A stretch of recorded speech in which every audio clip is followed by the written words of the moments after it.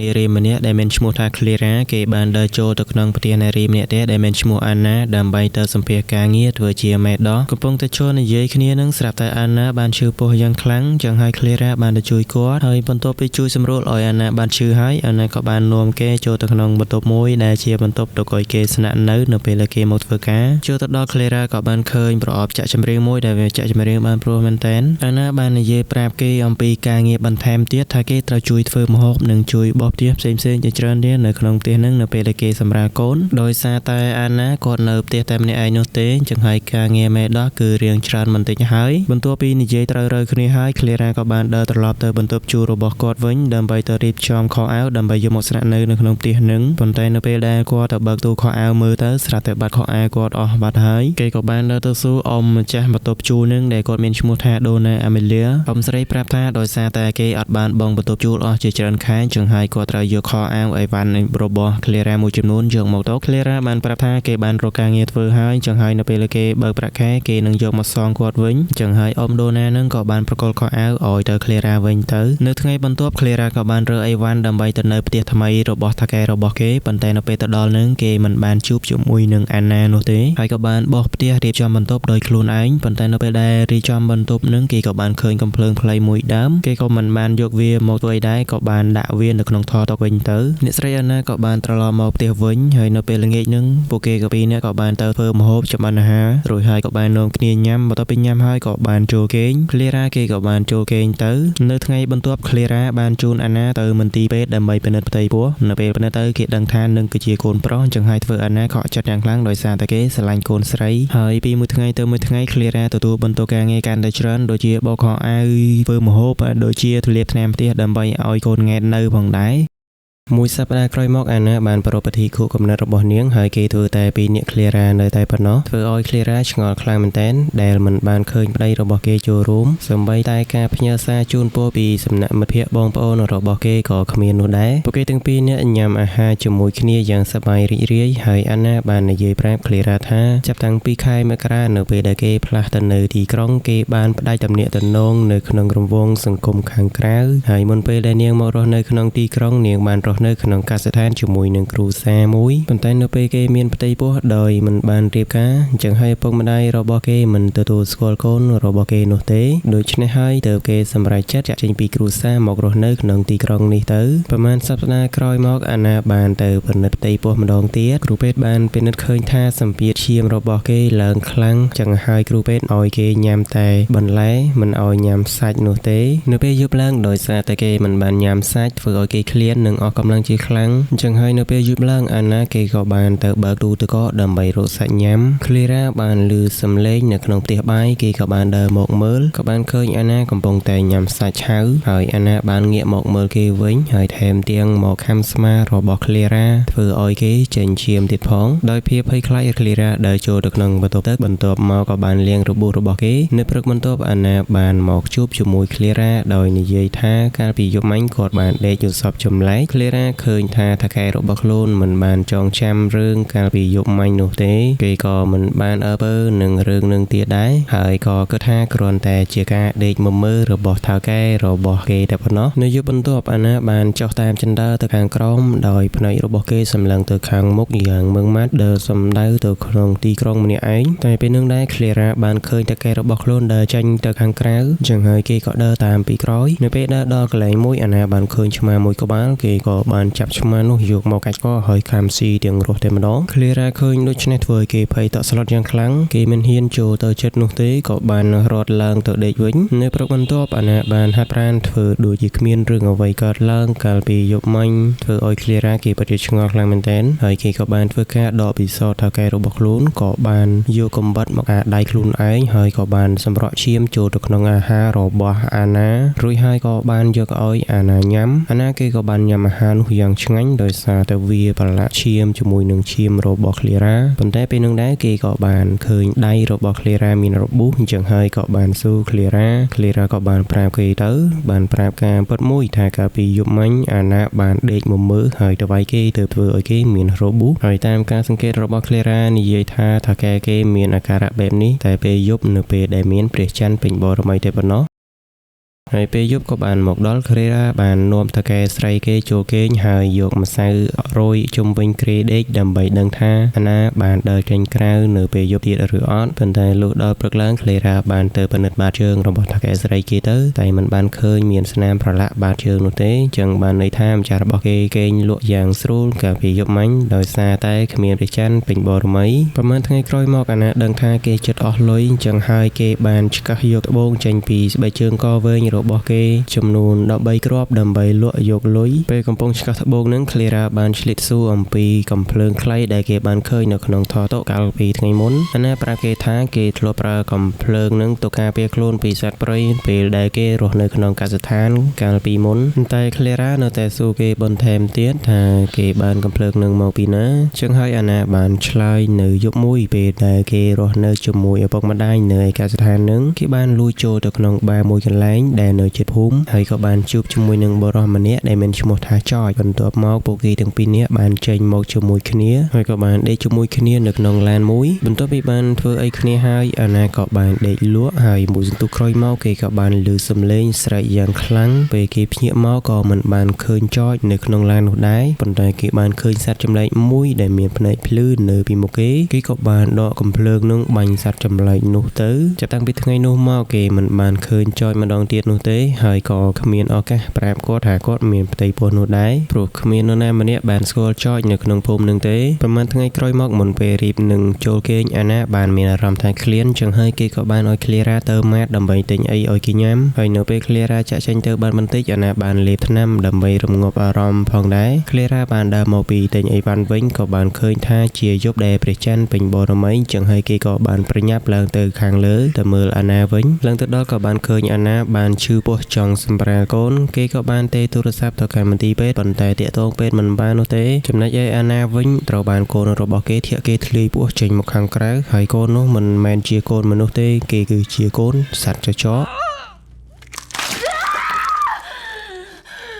ឃ្លេរ៉ាបានរត់មកមើលវិញគេពិតជារន្ធត់ចិត្តខ្លាំងមែនទែនដែលឃើញអាណាធ្លាយពោះដេកស្លាប់នៅខាងលើគ្រែហើយក៏បានឃើញសត្វចម្លែកដែលនៅលើឥដ្ឋការ៉ូគេបានដកកំភ្លើងពីថតចង់សម្លាប់សត្វនោះចោលប៉ុន្តែនៅពេលឃើញកូនសត្វនោះឈឺចាប់ហើយក៏ស្រែកយំគូអយអាណិតអញ្ចឹងគេមិនដាច់ចិត្តសម្លាប់នោះទេគេក៏បានចូលទៅកាត់ទងផ្សិតចេញពីចំមោះរបស់វាដើម្បីឲ្យវាដកដង្ហើមស្រួលវិញរួចហើយបានរុំវានឹងក្រណាត់មួយរួចហើយក៏គេក៏បានរៀបចំអីវ៉ាន់ដាក់ក្នុងវ៉ាលីដើរចេញទៅខាងក្រៅចាក់ចេញពីផ្ទះនឹងតែម្ដងហើយក៏បានដើរសំដៅទៅកាន់មាត់បឹងមួយគេក៏បានតកូននោះចូលនៅនឹងមាត់បឹងនឹងទៅហើយក៏បានដើរត្រឡប់ទៅផ្ទះកន្លែងចាស់គេវិញប៉ុន្តែនៅពេលដើរបានបន្តិចក៏បានឮកូននោះយំអញ្ចឹងហើយគេមិនដាច់ចិត្តនោះទេក៏បានយកកូននោះទៅជាមួយដែរគេបានធ្វើដំណើរតាមរថភ្លើងទៅកាន់ផ្ទះដែលជាផ្ទះជាមួយនឹងលោកយាយដូណាអាមេឡាវដែលគេជួលកាលពីមុនមួយសន្ទុះក្រោយមកគេក៏បានទៅដល់ផ្ទះចាស់រួចហើយបានបើកប្រអប់ចាក់ចម្រៀងកូនក្មេងបន្ទាប់មកដាក់កូននោះឲ្យបៅដល់របស់គេ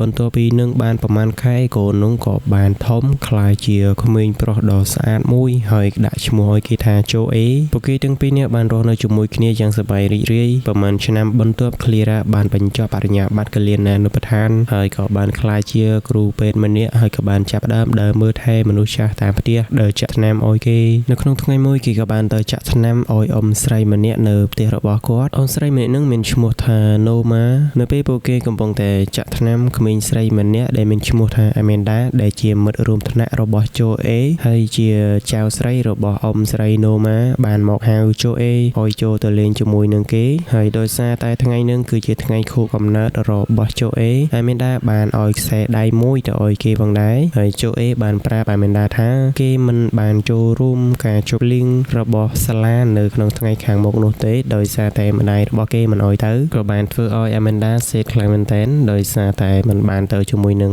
មិត្តភ័ក្តិរបស់គេប្រហែលថ្ងៃក្រោយមកជឿអេបានទៅរៀនជាមួយនឹងក្មេងដទៃទៀតហើយនៅពេលដែលចេញលេងញ៉ាំអាហារនឹងយើងដឹងថាម្ដាយរបស់គេមិនអនុញ្ញាតឲ្យគេញ៉ាំសាច់នោះទេឲ្យញ៉ាំតែបន្លែតែប៉ុណ្ណោះទោះបីជាយ៉ាងណាក៏ដោយគេមិនតវ៉ានឹងម្ដាយដែរក៏បានញ៉ាំបន្លែនឹងទៅហើយគេក៏បានញ៉ាំជាមួយនឹងក្មេងប្រុសម្នាក់ទៀតដែលជាមិត្តភ័ក្តិរបស់គេនឹងដែលមានឈ្មោះថាម៉ារីកូចំណែកឯឃ្លារ៉ាបន្ទាប់ពីចេញពីការងារក៏បានទៅយកកូនរបស់គេត្រឡប់ទៅផ្ទះវិញនៅពេលទៅដល់ផ្ទះក៏បានឃើញអ៊ំស្រីដូណាអាមេលីនឹងរៀបចំខួបកំណើតមួយអញ្ចឹងហើយក៏ឲ្យជូអេចូលទៅផ្លុំទីនទៅ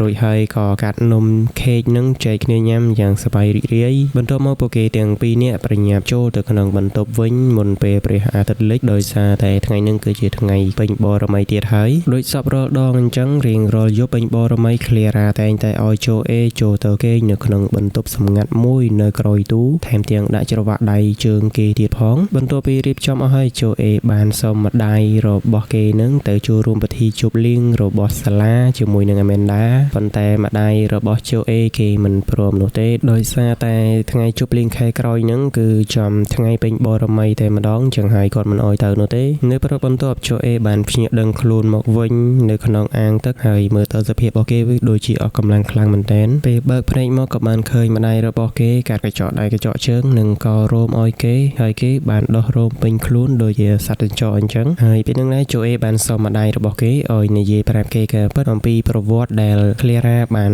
យកគេមកចិញ្ចឹមឃ្លារ៉ាបាននិយាយប្រាប់គេទៅថានៅក្នុងយប់មួយនៅយប់ពេញបរមីគាត់បានដើរតាមមាត់ទន្លេដើម្បីទៅផ្ទះក៏បានឮសំឡេងក្មេងយំយ៉ាងខ្លាំងចេញពីជ្រឹងទន្លេក្បែរស្ពានធំមួយពេលគាត់ដើរទៅមើលទៅក៏បានប្រទះឃើញជូអេឃើញរំនឹងក្រណាត់ភួយពណ៌ខៀវហើយគាត់ក៏បានយកគេមកចិញ្ចឹមតែម្ដងទៅពេលជូអេឮរឿងនឹងហើយគេឆ្ងល់ថាជាអ្នកណាដែរដែលបានបោះបង់គាត់ចោលហើយហេតុអ្វីបានជាគេទៅគាត់ចោលនៅនឹងមាត់ទន្លេឃ្លារ៉ាឆ្លើយមិនចេញនោះទេបន្ទាប់ពីនឹងទៅឃ្លារ៉ាបានយកជូអេទៅផ្ញើទុកឲ្យលោកយាយដូណាអាម៉ាលីមើលឲ្យហើយប្រាប់ថាអាហាររបស់ជូអេគឺគាត់ទុកនៅក្នុងទូទឹកកកហើយក៏ដើរទៅធ្វើការបាត់ទៅប៉ុន្តែដោយសារលោកយាយដូណាអាម៉ាលីឃើញថាក្មេងប្រុសម្នាក់នេះដូចជាខ្សឹកខ្សោយខ្លាំងណាស់ចឹងហើយគាត់ក៏សម្រេចចិត្តធ្វើម្ហូបពិសេសមួយឲ្យគេញ៉ាំជូអេទោះបីជាម្ដាយរបស់គេហាមមិនឲ្យញ៉ាំសាច់ក៏ដោយតែពេលមើលទៅឃើញទំនងគេក៏លួចញ៉ាំតែម្ដងទៅហើយក៏ជាលើកដំបូងហើយដែលគេបានញ៉ាំសាច់គេពិតជាឆ្ងាញ់ខ្លាំងមែនទែនក៏បានញ៉ាំវាយ៉ាងសប្បាយរីករាយ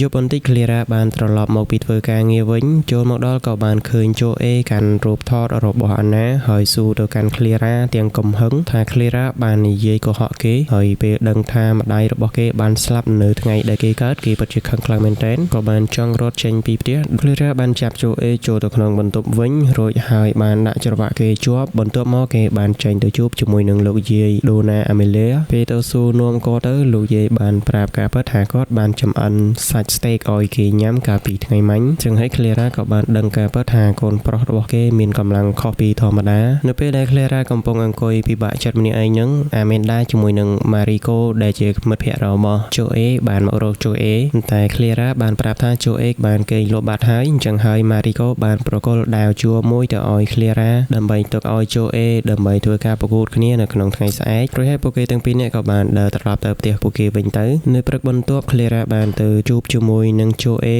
ហើយក៏បានយកដាវជួនឹងទៅឲ្យរួចហើយក៏ព្យាយាមនិយាយលួងលោមគេដើម្បីឲ្យគេបាត់ខឹងវិញហើយក៏ព្យាយាមឆ្លើយគ្រប់សំណួរដែលជូអេបានស៊ូប៉ុន្តែទោះបីជាយ៉ាងណាក៏ដោយជូអេមិនទាន់បាត់ខឹងនឹងនោះទេហើយក៏បានស៊ូថាម្ដាយរបស់គេនឹងស្លាប់ដោយរបៀបណាដែរប៉ុន្តែឃ្លារ៉ាបានប្រាប់គេថាគេនឹងប្រាប់រឿងរ៉ាវទាំងអស់ហ្នឹងនៅពេលដែលគេធំពេញវ័យបន្ទាប់មកឃ្លារ៉ាក៏បាននាំកូនទៅសាលារៀនទោះបីជាយ៉ាងណាក៏ដោយជូអេនៅតែខឹងនឹងម្ដាយដដែលហើយនៅថ្ងៃនឹងផងដែរគ្រូបានឲ្យជូអេទៅប្រកួតគ្នាជាមួយនឹងក្មេងប្រុសម្នាក់ទៀតដែលឈ្មោះថាម៉ារីកូដែលពួកគេត្រូវប្រកួតជាមួយនឹងដាវជួនឹងហើយជូអេគេធ្វើបានល្អខ្លាំងមែនទែនមិត្តភក្តិរបស់គេនៅក្នុងសាលារៀននិងគ្រូនឹងក៏បានទះដៃអបអរសាទរឲ្យគេផងដែរបន្ទាប់ពីនឹងទៅជូអេបាននាំមិត្តភក្តិរបស់គេទៅជួបនិយាយគ្នាស្ងាត់តែពីរនាក់ហើយបានសុំឲ្យក្មេងប្រុសម្នាក់នឹងជូនគេធ្វើដំណើរផ្សងព្រេងមួយដើម្បីទៅស្វែងរកឪពុកបង្កើតរបស់គេ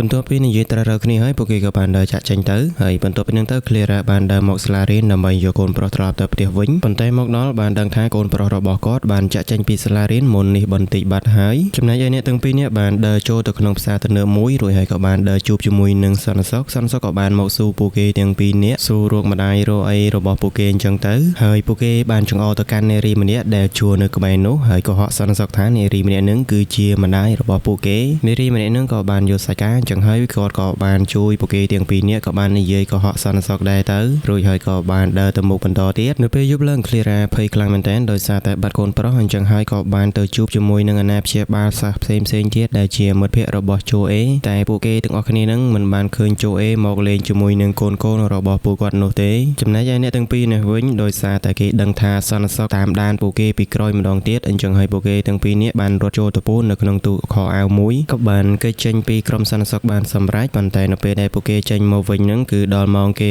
ត្រូវបិទផ្សារហើយអញ្ចឹងហើយក៏បានបិទលឿងបិទទ្វារធ្វើឲ្យពួកគេងងឹតហើយក៏បានជាប់នៅក្នុងផ្សារទំនើបហ្នឹងទៅហើយយប់ហ្នឹងដែរក៏ជាយប់ខែពេញបូរមីទៀតអញ្ចឹងហើយនៅពេលដែលពួកគេទាំងពីរនាក់ចេញមកខាងក្រៅដើររកកន្លែងចេញហ្នឹងស្រាប់តែ Joe បានប៉ះនឹងពន្លឺព្រះច័ន្ទអញ្ចឹងហើយក៏បានជិះចំខ្លួនរបស់គេក៏បានចាប់ផ្ដើមប្រកាច់ហើយក៏បានចាប់ផ្ដើមដោះរោមដោះក្រចកដៃក្រចកជើងចេញមកខាងក្រៅ Mario ឃើញហើយពិតជាភ័យខ្លាំងមែនទែនហើយបន្តិចក្រោយមក Joe ក៏បានចាប់ផ្ដើមចេញចង្កូមតាមមាត់កញ្ចក់ដៃកញ្ចក់ជើងវែងហើយក៏បានបាត់ខ្លួននៅក្នុងភាពងងឹតនៅពេលដែលគេបង្ហាញខ្លួនមកវិញស្រាប់តែគេបានខ្លាចទៅជាបិសាចចកដល់គួរឲ្យខ្លាចមិត្តភ័ក្តិរបស់គេឃើញហើយក៏ភ័យខ្លាំងមែនទែនក៏ព្យាយាមរត់ចេញពីកន្លែងហ្នឹងប៉ុន្តែគេបានរត់ទៅដល់ផ្លូវទួលមួយអញ្ចឹងហើយ Joe ក៏បានលោតទៅខំគេបាត់ទៅប៉ុន្មានម៉ោងក្រោយមកនៅពេលដែលមេឃភ្លឺស្រាងនៅពេលដែល Clara កំពុងតែឈរនិយាយគ្នានៅក្នុងបន្ទប់របស់លោកយាយ Donna Mela គេក៏បានឮសំឡេងនៅខាងក្រៅផ្ទះអញ្ចឹងហើយក៏បានរត់ទៅមើលស្រាប់តែបានឃើញ Joe ដេកនៅនឹងសាឡុងហើយក៏មាត់របស់គេប្រឡាក់ទៅដូចឈាមផងដែរធ្វើឲ្យគេអាណិតកូនប្រុសជាខ្លាំងតែពេលនឹងដែរលោកយាយ Donna បានមកឃើញពួកគេទាំងពីរនាក់ហើយក៏ដឹងថានឹងគឺជាសត្វចិញ្ចក់អញ្ចឹងហើយគាត់ក៏បានទេទូរស័ព្ទដើម្បីទៅសុំជំនួយដើម្បីឲ្យគេមកយក Joe យកទៅឃុំឃាំងប៉ុន្តែ Clara បានមកហាមគាត់មិនចង់ឲ្យអ្នកណាដឹងថាកូនរបស់គេគឺជាសត្វចិញ្ចក់នោះទេប៉ុន្តែលោកយាយនៅតែមិនធ្វើតាមដដែលអញ្ចឹងហើយ Clara គ្មានជំរឿសក៏បានយកប៊ិចមួយក៏បានទៅចាក់គាត់ពីក្រោយធ្វើឲ្យគាត់សន្លប់បាត់ទៅបន្ទាប់មក Clara បានរៀបចំអីវ៉ាន់ដើម្បីចាក់ចេញពីកន្លែងហ្នឹងគេបានយករូបរបស់របរមួយចំនួនដូចជាប៊ិចមួយគ្រាប់និងរូបថតរបស់អាណាមួយសន្លឹកដែលអាណាបន្សល់ទុកឲ្យគេក៏បានរៀបចំនិងចាក់ចេញពីកន្លែងហ្នឹងនៅក្នុងព្រឹកហ្នឹងតែម្ដងប៉ុន្តែនៅពេលព្រឹកហ្នឹង Joe បានរៀបចំស្លៀកពាក់ខោអាវរួចហើយក៏បានចាក់ចេញមកជួបជាមួយនឹងម្ដាយរបស់គេជូនគេទៅសាលារៀនតែ Clara ប្រាប់ថាពួកគេត្រូវចាក់ចេញពីទីក្រុងនេះឥឡូវនេះហើយក៏បានសួរ Joe ថាកាលពីយប់មិញគេទៅណាដែរ Joe បានប្រាប់ថាគេបានទៅស្វែងរកឪពុកម្ដាយរបស់ខ្លួនតែ Clara ឮហើយគាត់គិតថានឹងមានរឿងអ្វីអាក្រក់កើតឡើងចំពោះ Mariko ហើយ Joe ក៏មិនចង់ចាក់ចេញពីទីក្រុងនឹងដែរគេក៏បានរត់ចូលទៅក្នុងបន្ទប់វិញហើយក៏បានទៅរៀបចំផែនការមួយនៅពេលដែលម្ដាយរបស់គេចូលទៅលួងលោមគេនៅក្នុងបន្ទប់គេក៏បានទៅចងខ្សែភ្លើងឲ្យរួចហើយគេក៏បានរត់ចេញមកក្រៅវិញរួចហើយចាក់សរម្ដាយរបស់គេឲ្យជាប់នៅក្នុងបន្ទប់នឹងទៅរួចហើយគេក៏បានដើរទៅសាលារៀនតែម្នាក់ឯងនារីម្នាក់ដែលមានឈ្មោះថា Angela ដែលជាមិត្តរួមការងាររបស់ Clara ដោយសារតែអត់ឃើញ Clara ទៅធ្វើការអញ្ចឹងហើយគាត់ក៏បានទេទូរស័ព្ទទៅកាន់ Clara ប៉ុន្តែគ្មានអ្នកណាលើកទូរស័ព្ទនឹងទេពេលគេមើលទូរទស្សន៍ក៏បានឃើញព័ត៌មានអំពីឃាតកម្មដ៏សាហាវព្រៃផ្សៃមួយដែលគេមិនទាន់ដឹងថាការវាយប្រហារនឹងគឺជាសត្វអ្វីពិតប្រាកដដែរចំណែកឯ Joe នេះវិញនៅពេលដែលគេមកដល់សាលារៀនគេពិតជាព្រួយបារម្ភខ្លាំងមែនទែនដោយសារតែមិនបានឃើញមិត្តភ័ក្តិរបស់គេ Mariko មករៀននៅពេលដែលគេកំពុងអង្គុយសេតម្នាក់ឯងនឹង Amanda ក៏បានមកពីក្រោយគេហើយក៏បានមកសួរគេអំពីរឿងយប់មិញថាគេបាត់ខ្លួនទៅណាដែរទន្ទឹមនឹងគ្នានេះដែរ Clara បានព្យាយាមគោះទ្វារដើម្បីចេញមកខាងក្រៅប៉ុន្តែគោះយ៉ាងណាក៏គេគោះមិនចេញនោះដែរហើយ Angela ក៏បានមក Clara មកដល់ផ្ទះរបស់គេមកដល់ក៏បានចុចកណ្ដឹង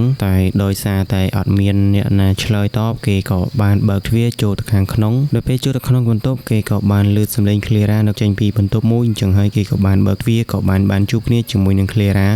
បានដកយកកំភ្លើងខ្លីរបស់គេពីក្រោមថតតុរួចហើយក៏បានចេញទៅខាងក្រៅដើម្បីរស្វែងរក Joe ហើយថ្ងៃហ្នឹងគឺជាថ្ងៃសុក្រដែលជាខែពេញបូរមីហើយថ្ងៃហ្នឹងក៏ជាថ្ងៃដែលសាលាគេធ្វើពិធីជប់លៀងផងដែរ Clara ដឹងថា Joe ប្រកាសជានៅកន្លែងពិធីជប់លៀងនៅនឹងសាលានឹងហើយចុងហើយគេក៏បានធ្វើដំណើរសម្ដៅទៅកាន់សាលារៀនចំណែកឯ Joe នៅកន្លែងពិធីជប់លៀងនេះវិញក៏បានកាន់ដៃ Amanda រាំលេងជាមួយគ្នាយ៉ាងសប្បាយរីករាយតែកំពុងតែរាំនឹងព្រះច័ន្ទក៏ចាប់ដើមរះចុងហើយ Joe គេក៏បានចាប់ផ្ដើមប្រែកាយคล้ายទៅជាជជកបន្តិចម្ដងដៃរបស់គេចាប់ផ្ដើមចេញរោមរួចក៏បានចេញក្រចកកញ្ញាំដៃ Amanda ធ្វើឲ្យគេឈឺក៏បានធ្វើឲ្យគេស្រែកខោអាវរបស់គេចាប់ផ្ដើមប្រេះរួចហើយគេក៏បានคล้ายទៅជាសត្វជជកមួយ Amanda ឃើញហើយគេភ័យខាងខ្លាំងក៏បានដួលចុះខាងក្រោម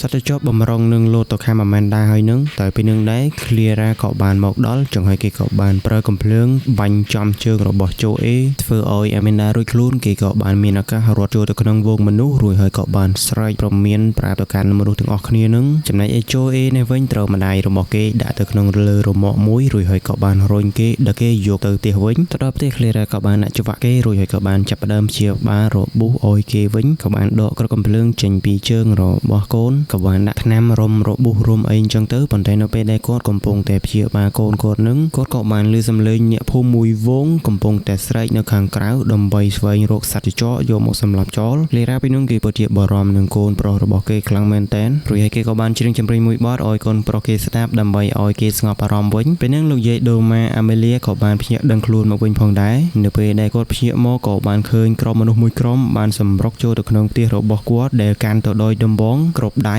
ហើយក៏បានសួររក Joey ចំណែកឯ Joey នេះវិញគេក៏បានស្ងប់អារម្មណ៍វិញបន្ទាប់ពីស្ដាប់ចម្រៀងម្ដាយរបស់គេច្រៀងហើយក៏បានស្គាល់ម្ដាយរបស់គេប៉ុន្តែនៅពេលនោះដែរគេក៏បានឮសំឡេងក្រុមមនុស្សនៅខាងក្រៅកំពុងតែស្វែងរកគេ Clara គិតថាក្រុមមនុស្សទាំងអស់ហ្នឹងពួកគេនឹងទម្លុះទ្វារចូលនៅបន្តិចទៀតនេះចឹងហើយគេក៏សម្រេចចិត្តដោះលែង Joey ដើម្បីឲ្យ Joey ការពារខ្លួនពួកគេទាំងពីរនេះក៏បានចាប់ដៃគ្នារួចហើយក៏បានសហការគ្នាឡើងវិញដើម្បីត្រៀមទប់ទល់ជាមួយនឹងសត្រូវប៉ុន្តែសាច់រឿងរបស់យើងមិនបានបន្តទៀតនោះទេវាក៏បានចប់នៅត្រង់ចំណុចនឹងដូចគ្នាតែនៅគ្នាសាច់រឿងរបស់យើងគឺមានតែប៉ុណ្្នឹងនឹងឯងហើយក៏សូមអធិស្ឋានផងអ្នកនរគ្នាដោយសារសំឡេងខ្ញុំនឹងផ្ដាសាយយ៉ាងស្ដាប់មិនសូវច្បាស់នោះទេសំឡេងមិនសូវព្រោះស្រាប់ផងនឹងចឹងហើយនៅត្រូវផ្ដាសាយទៀតចឹងហើយពិតជាពិបាកស្ដាប់ឡើងមែនតើហើយក៏សូមអរគុណសម្រាប់ការតាមដានតាំងពីដើមរហូតដល់ចប់ជួបគ្នានៅវីដេអូក្រោយទៀតសុខសប្បាយទាំងអស់គ្នាជម្រាបលាបាយបាយ